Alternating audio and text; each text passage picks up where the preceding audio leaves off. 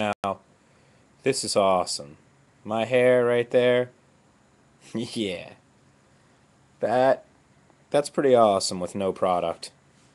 I like how this part, like here, it's like, it's real like down nicely and that part's just like it's chilling. It's doing the wave. Anyhow, on to task. It's 11:28 post meridian, and I haven't slept in going on 48 hours, which is bad, even for me. I'm playing. Really, it doesn't happen till around this time, but close enough. I'm going to play the Will I Sleep at All Tonight game. Play it with me, will you? This is a game that all insomniacs play with themselves, like where they get to that point where you know you're in a bad rut because I find that chronic insomnia, at least in my case and in many, works in a sort of a cyclic way. You have good cycles and bad cycles, and you kind of descend into it and descend out of it. Similarly to depression, insomnia, depression, one leading to the other, leading to the other, leading to the other, leading to the other, leading to the other. Um, Anyhow, yeah, there have been many studies linking depression and insomnia and sort of the chicken and the egg effect. But I don't think I've ever suffered from any serious depression, except for maybe at one point in my life. Everyone pretty much suffers from mild depression. I see that's how it happens, just from like leaning on my head. Oh my God. Um, you know, uh, at least I get to play with my hair, like human Play-Doh hair. Um, got my green shirt back on. Oh, yes, yes, looking quite dapper in that.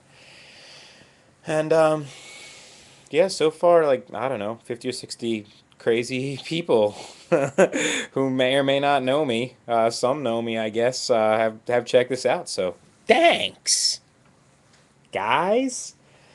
Insomnia and health conditions. That was part of the keywords. Key and insomnia, madman, and health conditions associated with. Um, there's always conflicting studies. First they said you need about 8 hours. Then they said no, no, no, no, no, no. The average American, if he gets 8 hours, it's too much, and that's bad for you. And they said no, no, no. It's in between 6 and 8 hours, and that's the right amount. That we scientists have determined that that is the right amount of sleep. And if you don't get that, you're going to have heart attacks and years taken off your life. And Thomas Edison thought that there was absolutely no reason to sleep, and he slept in all kinds of crazy cycles. He would work for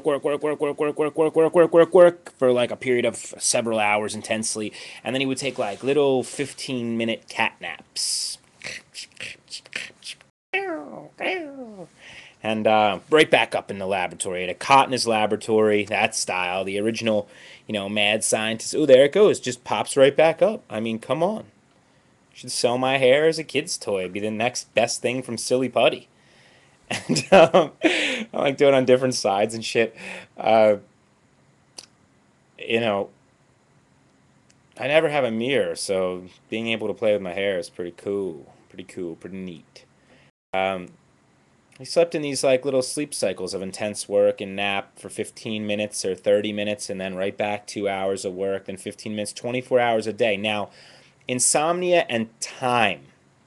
That is an interesting topic of conversation. Insomnia and time.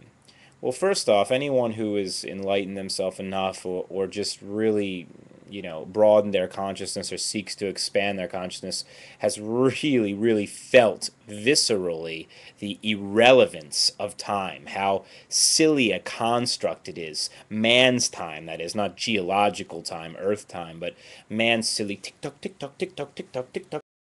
tick tock, and how Pavlovian we've all become, how conditioned, how much the bell rings and we get up, gotta get up, gotta get up, gotta get up.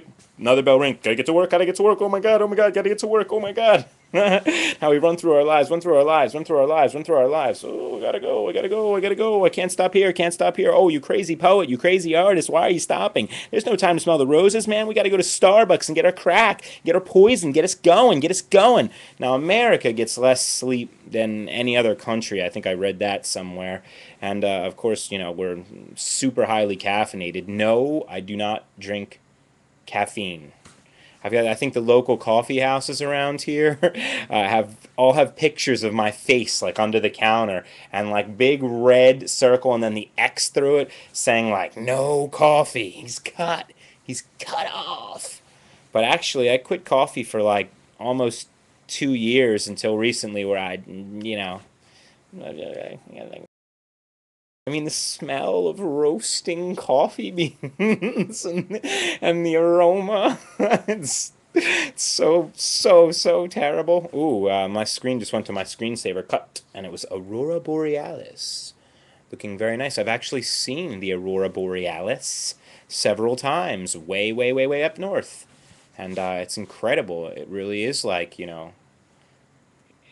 crazy electric green light solar flares discharging from the sun and entering the Earth's magnetic poles and gravity and diffusing in the atmosphere, making these incredible, spectacular lights of the north. Anywho, other topics. Back to insomnia and time. So when you're really an insomniac, like Chuck Palahniuk or Palahniuk or however the fuck you pronounce Chuck's name. Fucking Chuck had a nice rhyme, so I had to curse there. And whoa, wow, this is long. This is long. Bear with me here, people. Bear with me. Bear with me. um, he said in Fight Club, the book, which was entirely better than the movie, when you're insomniac, you're never really asleep, but you're never really awake. And that is so true. You're in a third state, I would add. It's a trance type state, which gives you certain benefits, as in different perceptions, modified perceptions, cleansing the doorways of the senses. In a similar way to William Blake, the great poet. Well, he's a terrible poet, but a great visionary and a mediocre artist at best. I mean, come on, tiger, tiger, burning bright in in the forest of the night. It's like, he writes the type of poetry that like everyone wrote when they were in like when they were in like middle school and shit, and thought it was so cool and goth and woo.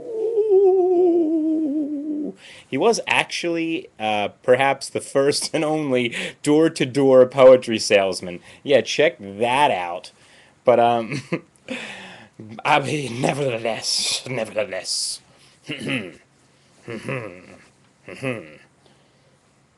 I digress. Um, yeah, insomnia and health conditions. Well, many people, it definitely immediately after 24 hours affects your reflexes. Um, I wouldn't drive any fucking race cars. In fact, I don't recommend driving, period, insomniac or not. Lifetime odds of dying in a car like 10 years ago. 10 years ago, lifetime odds were 1 in 25. So 1 in 25 people 10 years ago was going to die in their lifetime in a car. And shit, there's a lot more cars on the road now. And probably more cars than the progression of more cars than people.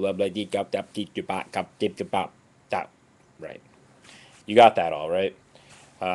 There will be a quiz afterwards here. So insomnia and health, that is the question. And a lot of the people who've set records of on cameras like this, where they've just been up for well over 100 hours, these long stints, couple hundred hours, even 300 hours, things like that, and they've been monitored the whole time. This one guy played fucking pool the entire time, so walked around a bar, played pool, had beers. Like, he did it just so that at the end He could hold a press conference and prove to people, and I'm paraphrasing him almost here. I should know the quote. Uh, my health is not affected at all. I wanted to hold this press conference to tell you that